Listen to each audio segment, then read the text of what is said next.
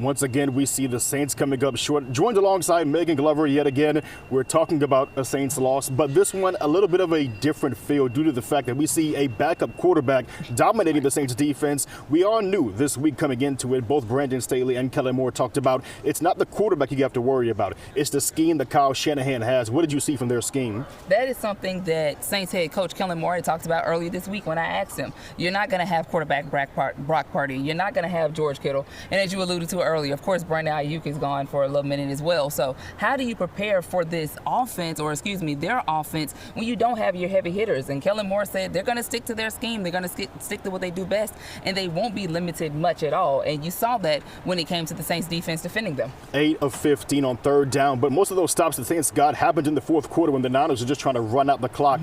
It was very unfortunate for the Black and Gold's defense to not be able to get off the field on third and longs. Why do you think that the Niners were able to convert those 3rd and 8 and 3rd and 9s, 3rd and 10s? They just made big plays, and like I said, they stuck to their scheme. And I believe that not only was this the Saints that knew this was coming in, this was fans that was going in knowing that, you know, Kyle Shanahan's offense, this is what he does. And when you get Mac Jones, who makes his first start with the 49ers, he was able to carve up this Saints defense, and it was unfortunate for you to see. Right, 1,000%. As we talked about already, he had 1 touchdown and 5 picks in 2 games against the Saints.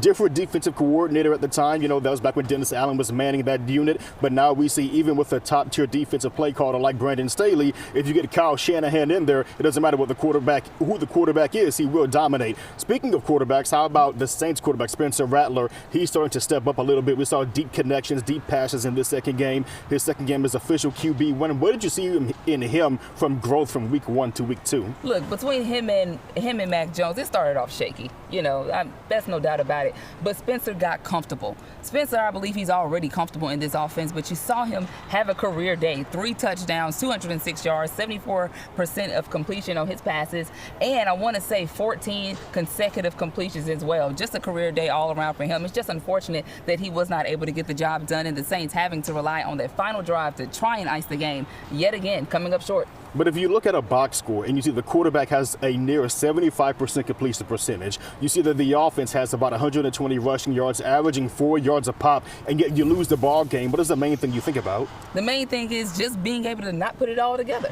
You know, and especially when this is like a seesaw, if you will, not being able to put it all together. And again, it's unfortunate for them, but the defense look, you got to get off the field on third down, of course. That's just what it comes down to. 1,000%. And obviously, we'll see how they'll do in Seattle. They have to keep that momentum going, find a way for the offense to get off to a faster start. That was the most important emphasis that Rattler and Kellen Moore had finishing up with this game. But we'll see how the Black and Gold do. Until then, Mallory, reporting live from the Caesars Superdome, back to you.